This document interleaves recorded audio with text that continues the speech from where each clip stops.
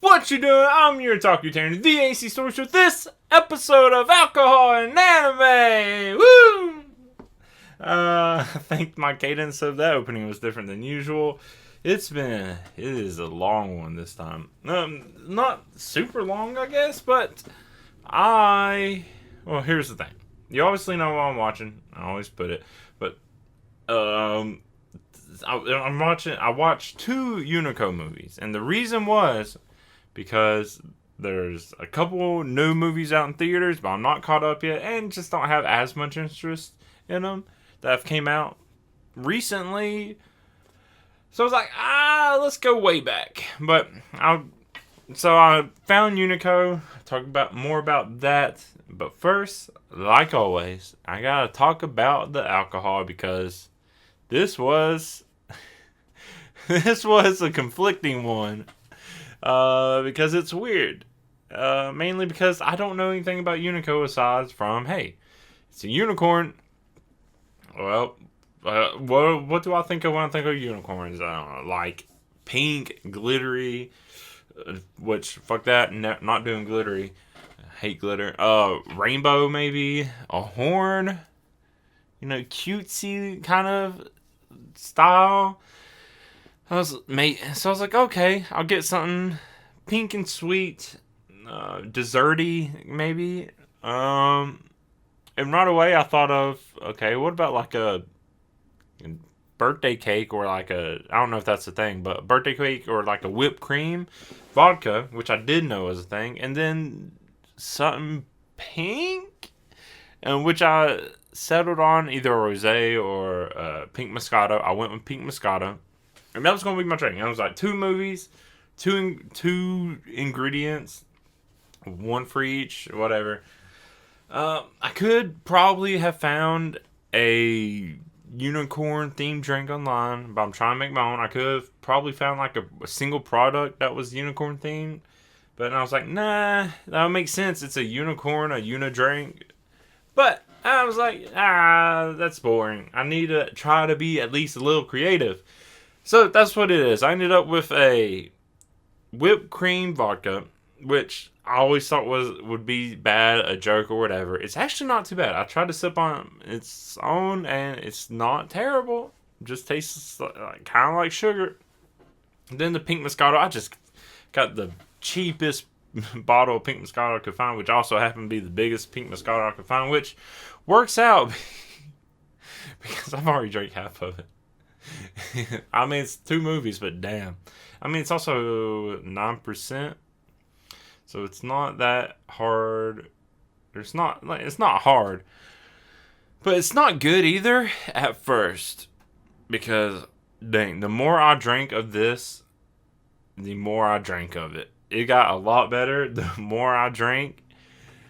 Oh, I'm going to keep drinking because I got the rest of the day. I'm not doing anything. But then that wasn't it.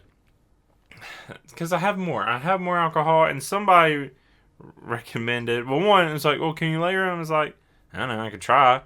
And I also have this bottle of tequila rose. Rose is kind of whatever. Tequila, okay, whatever. Not unicorn. That I think of rose maybe. And I was more skeptical because it wasn't my idea, but the person insisted, and I was like, yeah, well, okay, we can try it. So we tried a bit, and then that's when I got the name of the drink because it's so dumb and so bad, and this is why it's so conflicting. The name of the drink is called Unicorn Jizz because if you try to layer it or just drizzle the tequila rose into this drink, it just kind of glops down a little bit, like just a suspicious, weird, whitish liquid just floating in this drink. Some sink, some floats on the top. It looks like just a drip going down it. Looks kind of cool until you realize, oh, it also looks kind of gross. So that's what I ended up with. I'll post a picture of what it looks like on my Instagram if you want to see it for yourself. That the_ac_stories. It's weird looking. And it didn't even really taste that good. Once you got like the gloss, it's a weird feeling. Because it's vodka and wine, and then you have like this kind of creamy tequila rose. And it's a weird mouth texture and mental space when you're drinking, you're sipping, and then eventually it like comes together. It never like mixes, because I never tried mixing it. Probably should have, and it probably would have been better. So eventually I just get the glob in my mouth, and it's just like that.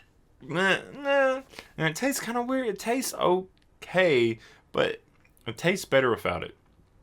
So that's the drink, but I only drank that once, and then the rest I just stuck with the vodka and wine. It started out as like a little bit of vodka, and the rest of the wine I was using pretty much a champagne glass, because it's kind of, tall and long, kind of to kind of represent a unicorn horn. But ooh, as I kept drinking, it eventually came out to where I'm now drinking about 50-50, which means I'm drinking a lot of vodka now. Woo, it's gonna be a long night. But yeah, it got better as I went. Yeah, so pretty good. I'm surprised at myself. Honestly, I think the vodka makes the wine better, because it's the Smirnoff whipped cream. Nothing special. It's pretty cheap vodka too, but this wine was so cheap, it was already bad. So the vodka somehow made it better. It made it like, oh, this wine's supposed to have alcohol in it. Well, add some vodka. That'll make it a little better. And it's pink Moscato. It's supposed to be sweeter. That's what the whipped cream does. So it all works out. It's a nice... I probably need to take a picture of just these two mixed together to compare against the Unicorn Jizz drink. I feel like I need an alternate name. Just maybe Unicorn Magic. Instead, leave out the Jizz, just make it Magic. Oh, it's so weird. And then I made it. I was like, oh man, I hope these movies are super perverted, so this drink at least makes sense. And this is when I realized I didn't look up at this point who Unico actually was. I just picked these movies, not knowing anything about them. Just saw two, kind of saw the description for it. Unico is pretty much a little baby, just a little baby boy with unicorn. I was like, oh, this is weird. This makes it so much weirder. Bad decisions were made, but I'm not going back out now. I already committed. I already had this time saved, so I'm stuck with it. But then again, like I said, I only drunk it once. I only drunk Unicorn Jizz once. And then I switched to the Jizzless Unicorn Magic. Oh, so, but then now I wonder. Oh no, that's a bad, weird thought. Now I wonder, what would Unicorn Jizz taste like? Like real? Well, unicorns aren't real, but hypothetically, if they were real, what would it would it taste magical? Would you be happy? Would you get pregnant with more unicorns? It's a weird thing to think about. Oh, but that's my drink. It was pretty simple. I'm glad I made something on my own. I wasn't sure what I was going to do. Like I said, I didn't really care for the other movies that were out. There's not really anything. I had other choices I could pick, but then I was just looking up, okay, what kind of anime films are there? There's another new one that was on Netflix, but I was like, I don't want to get Netflix just for one movie. And then I was like, well, let's see what's on Crunchyroll. Started looking at the best films on Crunchyroll, and this was on the list, but the recommended, while I was looking through Crunchyroll, after looking up those other ones, I don't even remember, Unico popped up, and I was like, oh, shit. I was like, that looks so old. I can't remember exactly what the description said, but right away I could tell it was just old. There was two movies, and I was like, ooh, but they're only about an hour and a half each. I was like, I can watch both of those. Yeah, and it's like, oh, make a unicorn drink? Easy enough. I can do that. Because if I was to pick any other film, I'm just guessing what kind of drink I would need to make on something I have no idea about. At least with this, it's going to be like unicorn. Easy. That's it. That's all it took. That was all my thinking. And then I didn't actually comprehend who the character was. But, yeah, not much thought into the movie itself. I just saw it. I knew I was running out of time this month if I wanted to put an episode out. So I went for it. And I was like, I don't know if anybody is even going to know who this character is or who what the series is, but I need something. I'm going to do it. I want to watch older stuff anyways. I plan on watching older stuff, but I mean, not a complaint, but luckily newer stuff keeps coming out, newer films. So I like that, but I also want to see more stuff that I just missed. So Unico kind of checks that mark. And after, I don't remember if I realized this before or after watching. Unico is actually written by Osamu Tezuka. If you don't know, that's the creator of Astro Boy. So, yeah, it comes from like a very prominent manga anime creator. And not only that, Unico was published in a Sanrio magazine called Ririka. So it also has something to do with them. I think Unico is only a couple years younger than Hello Kitty. That's how old Unico is. The manga originally published November 1976, March 1979. So not even 3 years, only 2 volumes. It seems like a kind of character that would have gotten really popular. I guess it never did, but popular enough for 2 movies to come from and to last. I mean, how long is that? Almost 70? I don't know, almost 50 years? Yeah, it's been a long time. But yeah, I guess Hello Kitty probably won out. Yeah. And then the 2 films I watched, Fantastic Adventures of Unico, and came out in Japan 1981. Surprisingly came out in Mexico 1982 and didn't hit the US until 1983, which is weird. I mean, I just never really think about. I was like, oh yeah, Mexico had a release at its own time, but I think people would be surprised that at least Spanish-speaking countries or Mexico, South America, stuff like that, have a pretty prominent anime manga scene. I think I was seeing a lot more about them when I first started getting into manga, anime, stuff like that. I was seeing a lot more stuff happening in like Mexico and Brazil, stuff like that. Portuguese, but yeah, so Spanish, Portuguese, a lot of places like that. Anime, manga, really popular. Of course, I don't have to tell any of those people that, but I think anyone who didn't realize would be surprised to find out about it. So yeah, Mexico got this film before US. And then the second film, Unico and the Island of Magic, hit Japan also in 1983. And then hit the US that same year. So it came out in July 16th, 1983 in Japan. Came out November 10th, 1983 in US. Now, if you remember, the first movie had only just hit the US May 12th, 1983. Which, I don't know how international movie releases worked back then, but it just seems surprising to me that there were anime films coming out in the US like this. Of course, I don't know if it was a theatrical release. It'll be kind of funny or cool if it was. But, I mean, it's just so long ago. I mean, yeah, that's like 80, not 80. It was in the 80s. It was like 40 years ago. It was before I was even alive, of course. I just don't get it. Don't know how this worked. And then, I don't know what happened in Mexico after this.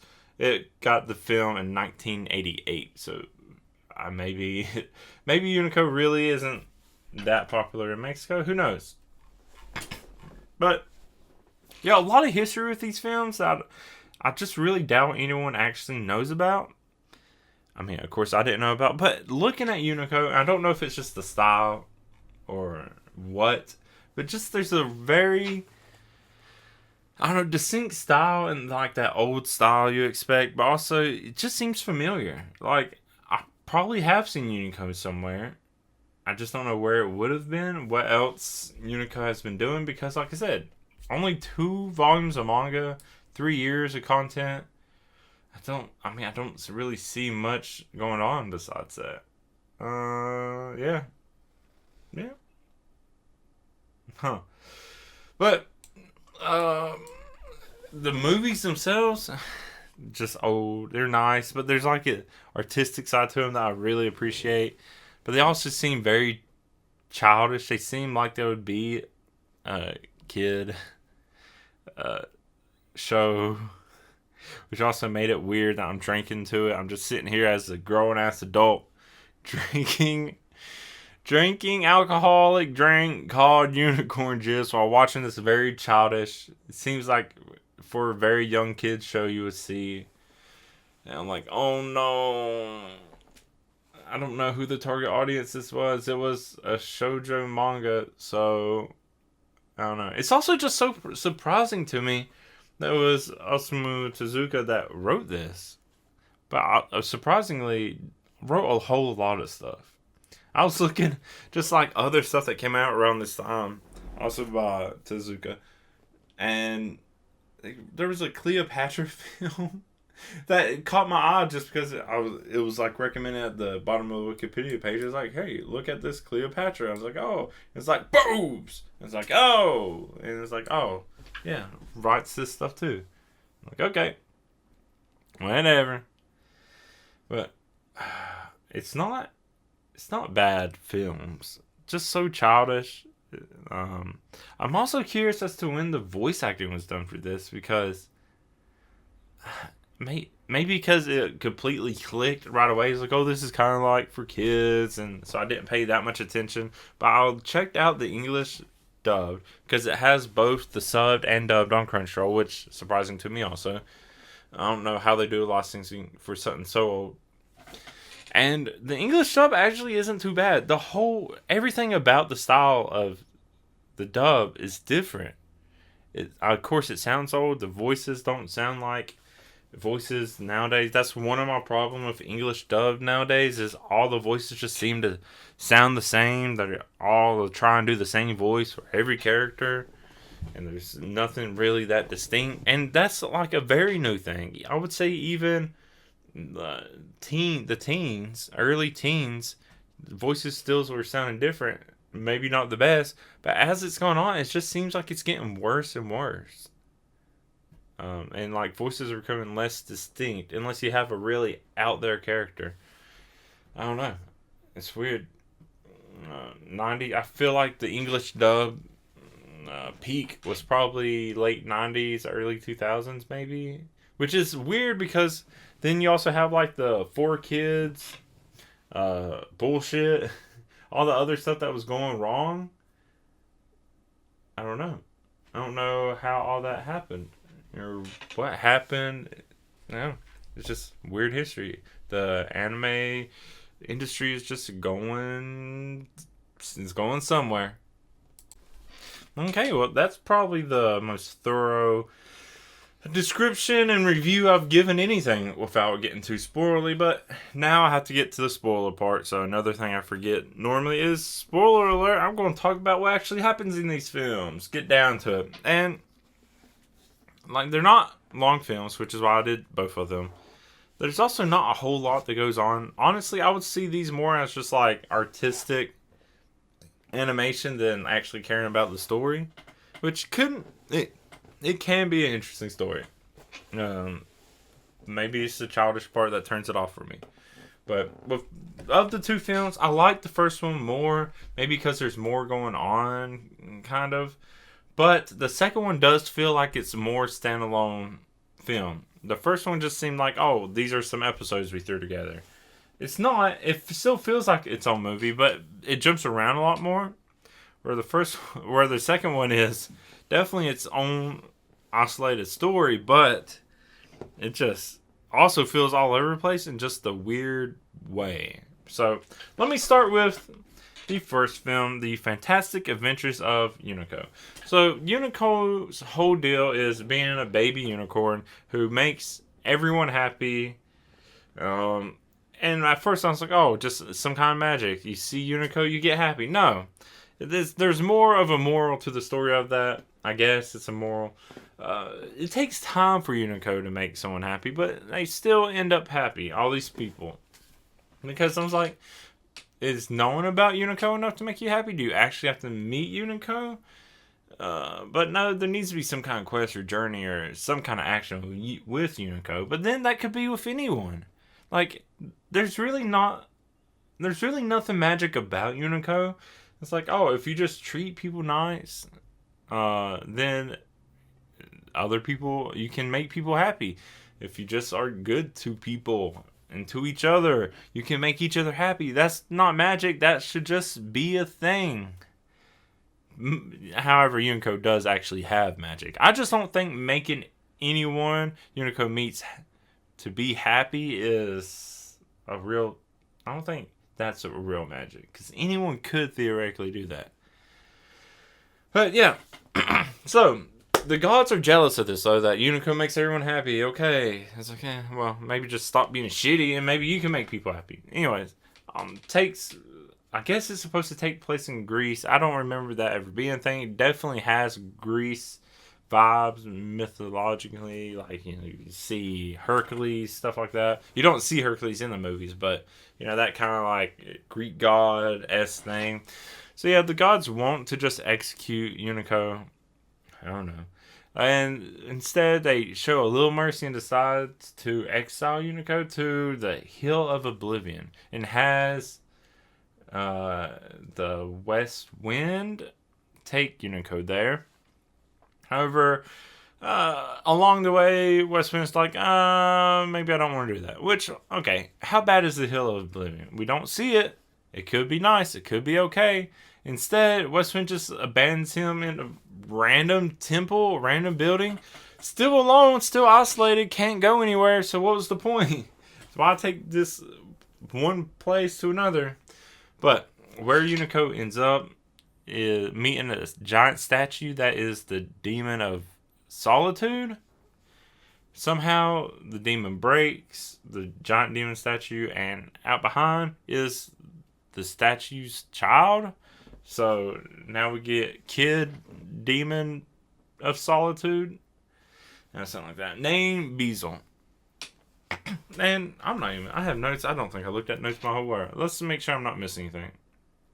Yeah. Child story. Yeah. Fuck this. It was long. I remember. It was a pretty simple story. I might need them more later in the second story. So yeah, meets Beezle. Beezle's kind of just a little ass. Beezle's like, I'm a demon. I'm gonna be demon of solitude now that dad died. And then he's like, but I need a horn. Unico has a horn, but Unico wants to be friends. Beezle doesn't want to be friends. They're around each other without really interacting too much for a while.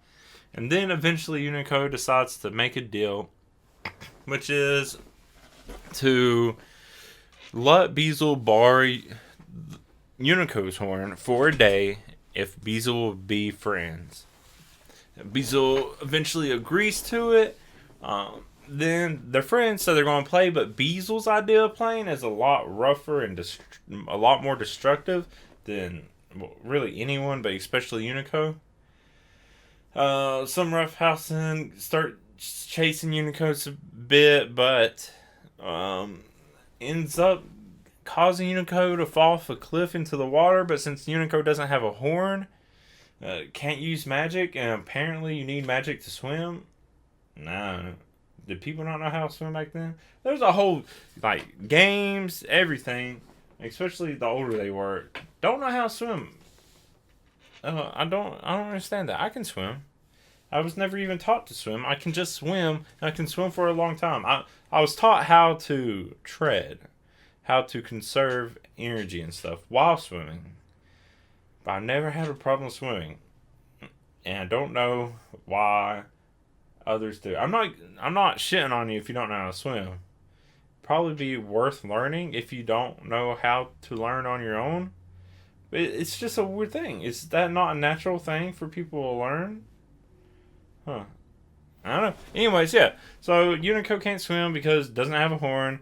Beasel's like, yeah, whatever. And then it gets a little guilty.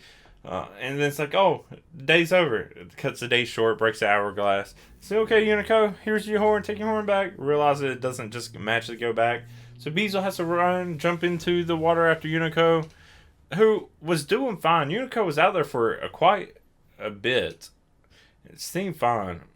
But then Beazle jumps out, gives the horn back. Yeah, the horn just comes on and off. It doesn't really matter. I guess some kind of weird glue or whatever.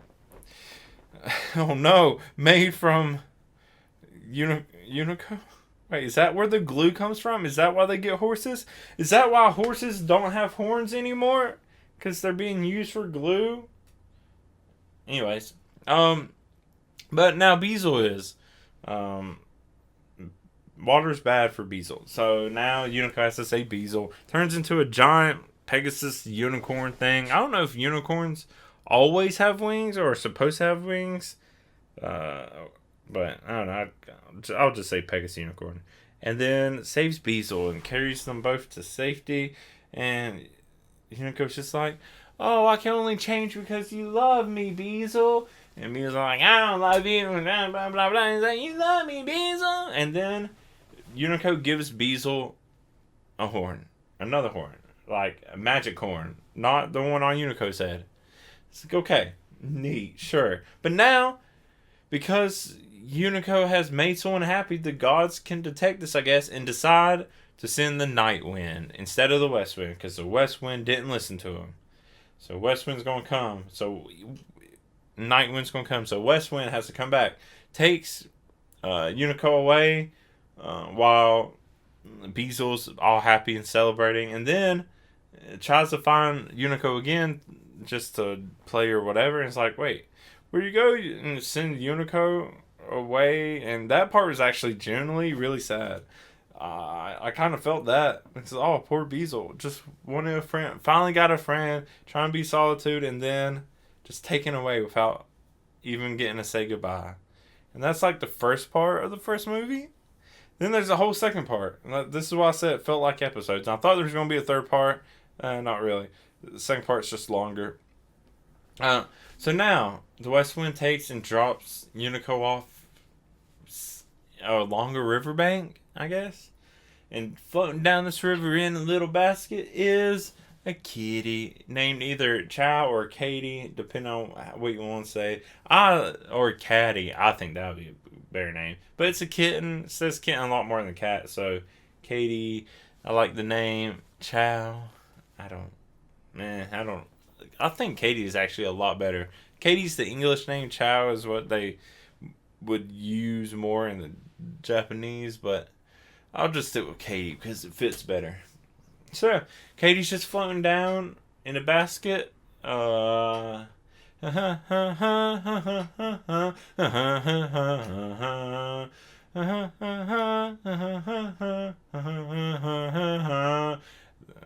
a cat.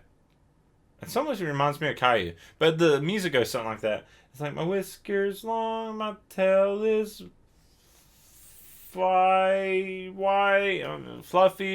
and I'm a cat. Something like that. So yeah, floating down the river, singing. Music is just interesting because it's such an old, like, it's catchy, but it has that older timbre to it, and it's, I don't know, just somehow nostalgic to me in a weird way that I can't describe properly. But it's just nice. Floating down, goes trying, just watching. Some climbs up a tree. Don't know how unicorns climb trees. Then somehow falls into the basket with Caddy. I'm going to say Caddy because that's also funny to me. It's not even Caddy anymore, it's Caddy. I wonder if I can find the words. Anyways, so they're going along. It turns out Caddy was abandoned. Oh, poor kitty. But now it wants to find a witch. So they keep floating. Eventually, they're traveling, whatever, and come across an old woman. Just an old woman living in like a little cabin, and immediately, Caddy's just like, "Oh, this old woman's a witch." And Yuriko's like, "I'm pretty sure it's just an old woman." She's like, "Nope, definitely a witch. This is a witch. I'm gonna go learn magic." So the old woman doesn't understand what they're saying because they are just animals. Has no idea what Unico is right now for some reason. Definitely, I don't know, maybe a weird dog. Uh, I don't know, kind of horse shape, like pony shape. No, definitely looks like a weird dog, Care Bear thing with a horn. Unico looks weird. If you take the horn away, you actually probably could not tell what Unico is supposed to be. Eh, that's weird. Anyways, maybe like you can get some horse vibes, but I don't know. So those two just kind of live with this old granny. Um, Really sweet, takes care of them. Caddy's still convinced is a witch. It's so ridiculous, and it reminds me. And it's just so funny to me. It has absolutely nothing to do with this movie. But there's a game called King's Dilemma, like a one-time play board game that I played with some friends, and it's like you get these scenarios and you kind of vote like a council, and one of them was like there's we all really role played our parts well, and one was like they were pretty much afraid of smart women. And one of them was, this is such off topic.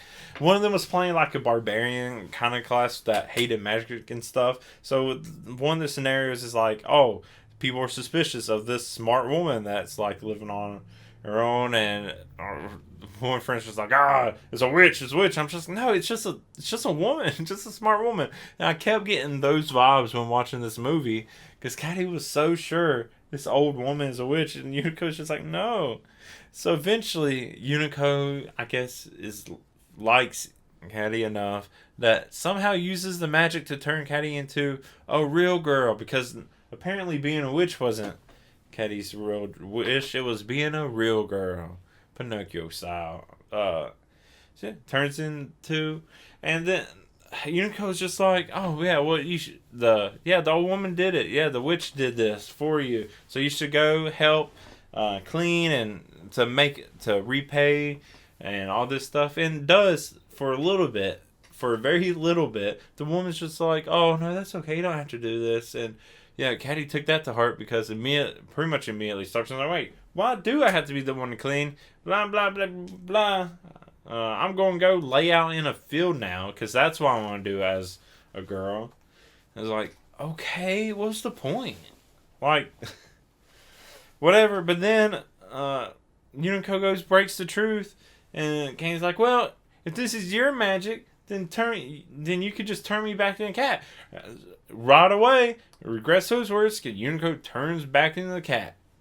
Sucks to suck. Then the old woman is sad because the sweet girl that was helping is gone. I haven't seen Caddy for a bit, but then Caddy comes back. But then here's the old woman talking about being sad. Dang. And then I don't even know what.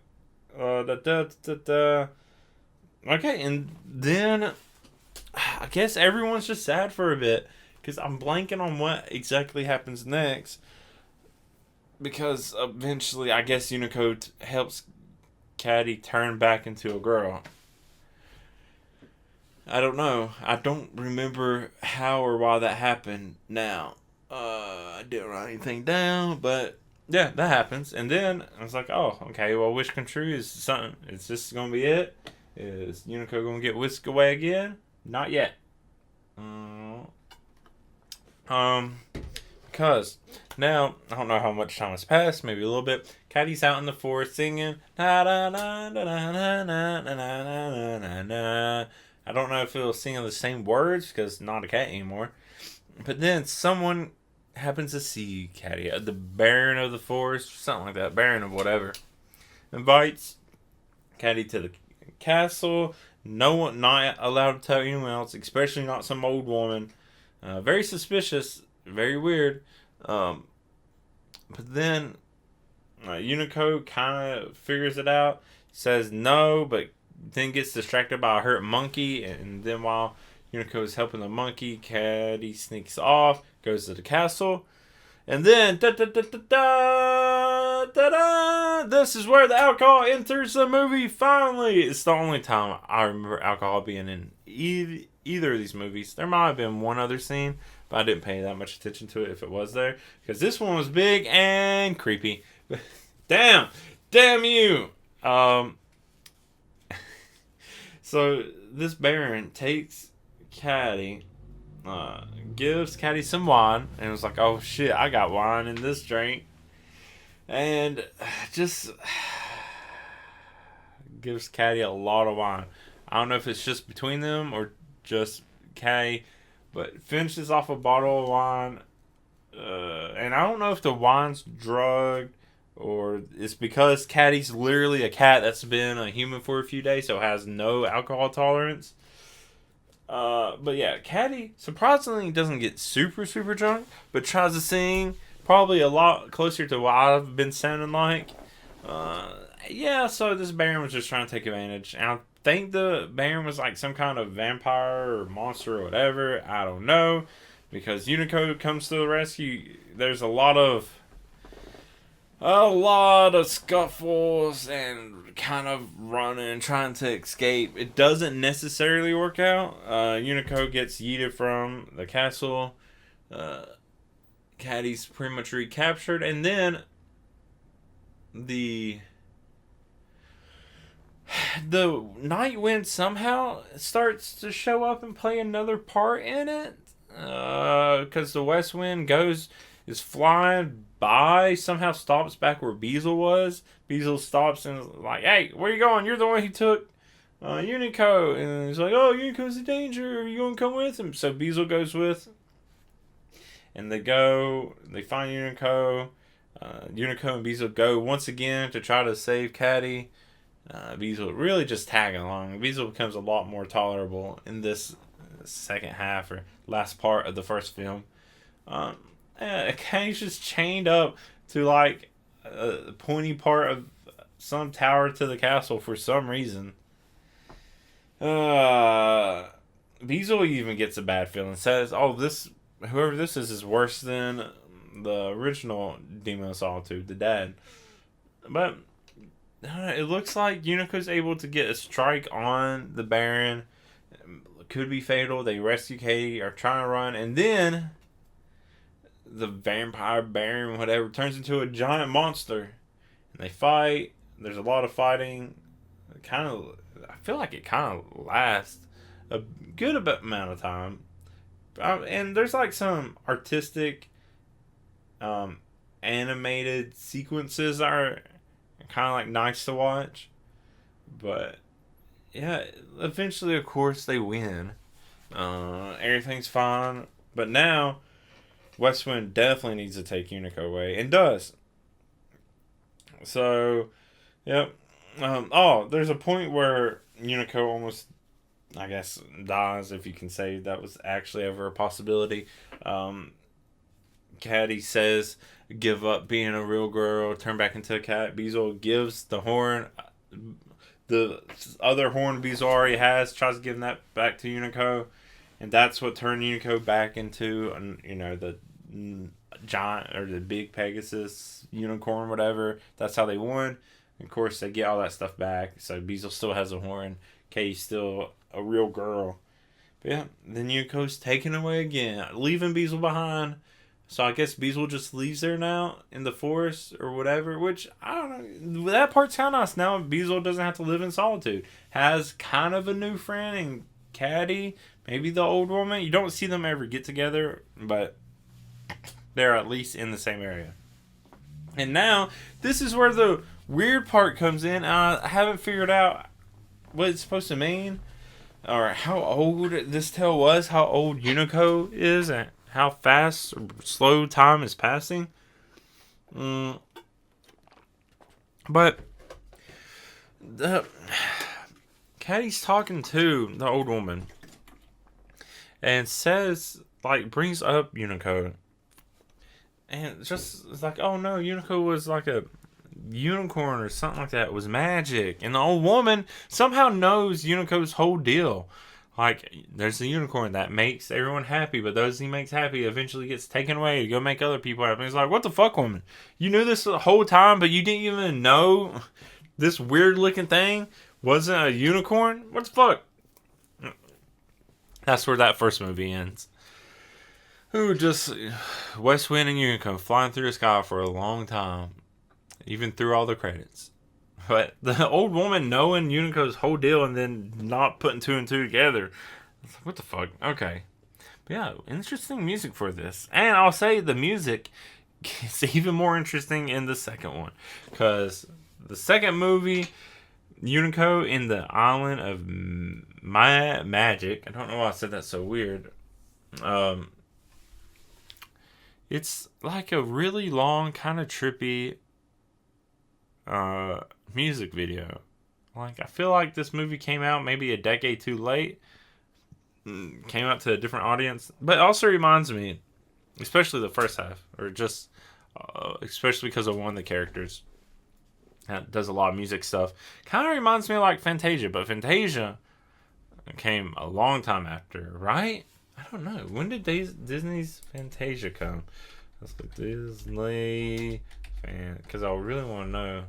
Fantasia, 1940. That was the first one. I'm thinking of 2000, but yeah, there was an earlier one in 1940. Wow, musical anthology. So yeah, maybe I feel like this probably did take a lot of inspiration from Fantasia, at least the first one. I think I mainly watched the 2000 one as a kid, but I may have watched both. Who knows? So, yeah, because that's just what a lot of it feels like. And this one is more of one story. So there's not individual parts. I wrote a lot less down just because a lot of it is just like, oh yeah, they're just still doing this or doing whatever. But Unico is now taken, assuming it picks up right where the other one left off, and gets dropped off in some kind of forest. Meets Malvin Magnificat. Kind of weird and hard to say. And who's like this kind of scared, or seems to be like a scaredy cat type, but boss of the forest. Which, honestly, that doesn't last long. But for some reason, it really holds a grudge against Unico, because thinking Unico tricked him into being scared for no reason. I don't know.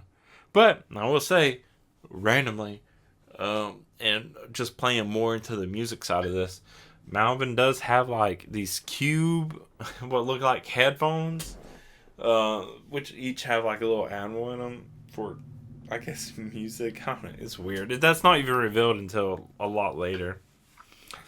But yeah, and so they chase Unico away. Eventually, there's some person in what looks like a giant beetle costume. So fucking weird. Just playing the flute in the forest, getting all of the animals' attention. They all seem to like it. And it seemed like, oh, this is going to be the nice guy, good guy. Ooh, nope. That's not exactly how that works. Yeah, eventually, through some buffoonery, really, Malvin ends up being like a minion to this person named Toby, whose objective is to turn all the animals into puppets. Okay, well, while that's going on, Unico, after being chased again by Toby and Malvin going around trying to turn all the animals into puppets, Unico is found by Cherry or Sherry. I kept hearing Sherry. I guess it might be Cherry. Yeah, but Sherry and Cherry's family. Sherry's family. I don't know. Just whatever. Just a little girl, pretty much, with a weird, very adult look. Kind of like a little girl mixed with a Southern Belle kind of fashion. But then, who comes but Toby? Apparently the big brother that this little girl's been missing for so long. And comes to tell and warn. One tries to give a gift. None of them appreciate it. They don't like the use of magic, apparently. But now, Toby's boss, or boss magician, Kuruku, I guess that's how that's said, now wants Toby to make human living puppets. And Toby's reluctant. I don't know exactly what Toby's whole motivation for joining Kuruku was in the first place. I guess just get better.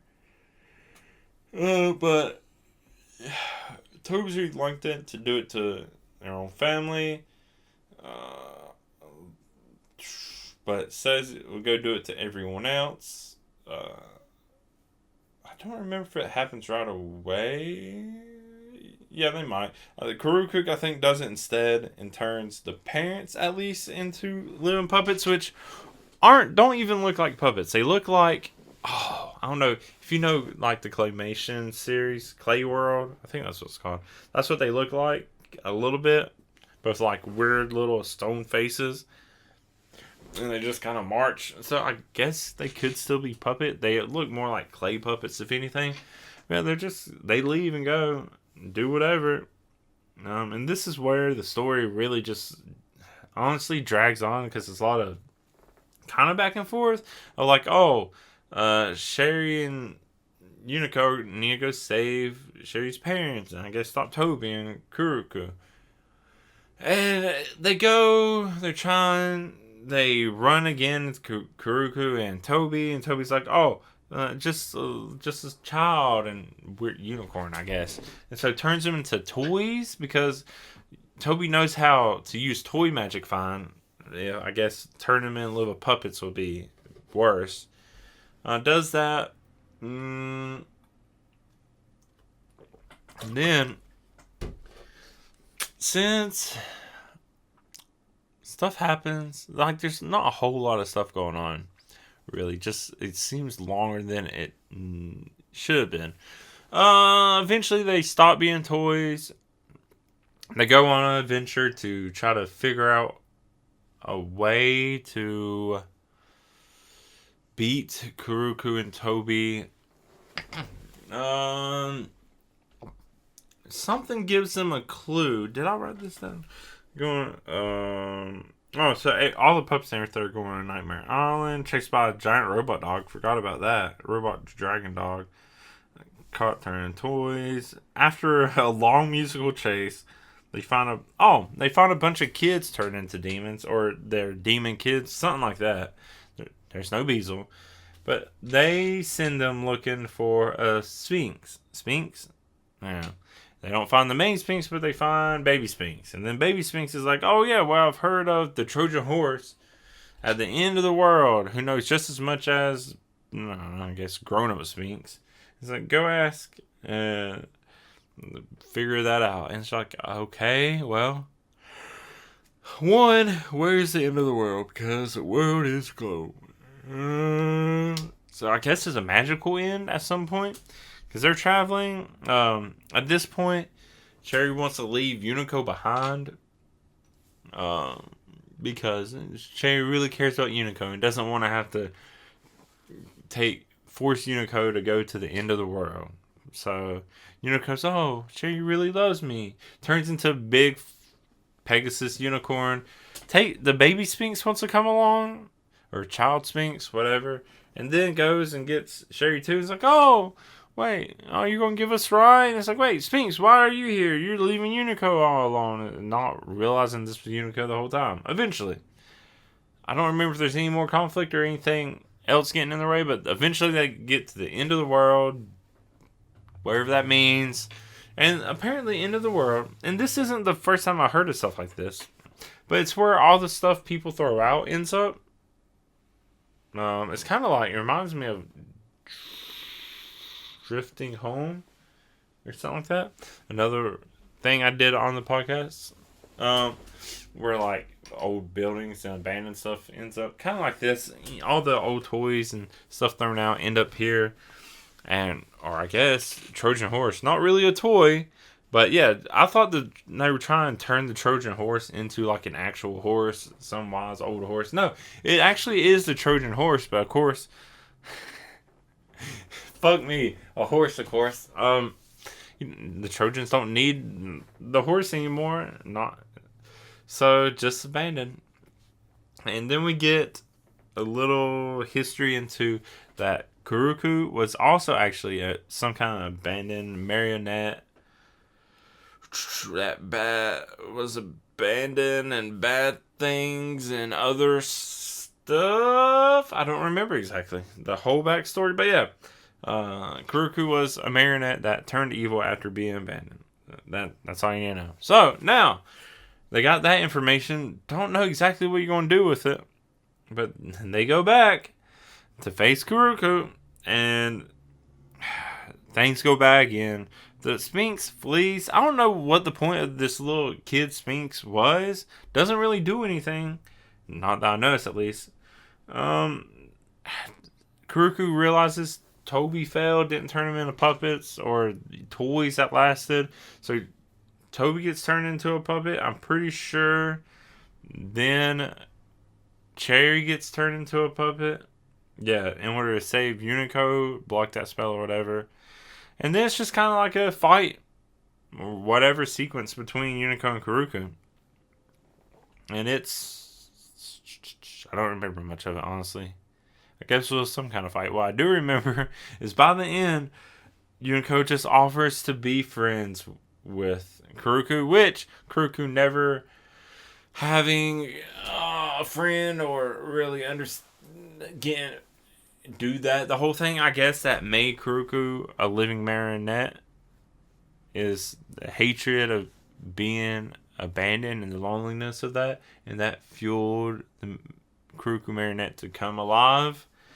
So once you take away that hatred, whenever it actually offer to be friends, not lonely anymore, just dies. That's it. It was kind of anticlimactic, I guess, but I may have also just like breezed through the actual fire, not paid super attention. It's been, if you get to, it's been a long one. Yeah. So that's most of the movie. I think that's all the movie. I don't remember exactly what happens. I assumed everyone's okay. No one's puppets anymore. Did it just end there? I'm trying to think real hard if anything else happened. I'm not thinking of anything. But yeah, I do, or at least I'm pretty sure, Unico swept away again by West Wind. Cherry doesn't realize it either. It's just like, oh no, bye, whatever. And that's the end of the movie. And that was 2 movies, 2 really long. Ooh, I've drank a lot. I'm going to keep drinking. My day's not done yet. But yeah, that was Unico. 2 Unico films. All the way back from the 80s. Early 80s. Ooh. But it's nice to get, these... I don't know if I can consider this one historical anime film. Definitely old. Definitely from historical figures. So, it's an important one. I know it's probably too late now. If you have an interest in this stuff, especially if you have kids maybe, and you just want to turn this on for them, it's on Crunchyroll. But I don't know, how do I even recommend something like this? Because, yeah, it's anime, it's old. Maybe people don't have as much interest in older stuff. I've done older films before, like Robot Carnival. But it's worth it if you just want to see like a more historical side of anime. It's something old. It's something by Tezuka and Sanrio, stuff like that. Because it is old. It definitely feels like it. But it's nice. It's just nice art, nice animation, nice music, in like a nostalgic sense kind of, that you just don't see as much anymore. So you can appreciate that much at least. But yeah, that's going to be it for the Fantastic Adventures of Unico and Unico and the Island of Magic. Decent films. That's also it for me ever mentioning Unicorn Jizz again. Maybe. I hope so. It's an interesting drink. I was kind of proud of the not jizz part of it. But yeah, I'm going to keep enjoying it. But that is it for this episode of Alcohol and Anime. Let me know what you thought. If you watched these films before, if you already knew of Unico, what a better drink would be, all that kind of stuff. There's just a lot of stuff. And yeah, we can talk plenty more about it. And you can find me on social media, theacstories, off at Discord if you want to join that. We can talk there. But yeah, all that fun stuff. I also have a Ko-fi. I want to thank my Ko-fi member, Julio Vasquez. You can also join that. Help support me just a little bit if you want. Of course, you don't have to, but, throw it out there. I appreciate it either way. But that is it for this episode of Alcohol Anime. I have been your otaku entertainer, The AC Stories. Until next month, thank you so much, and bye.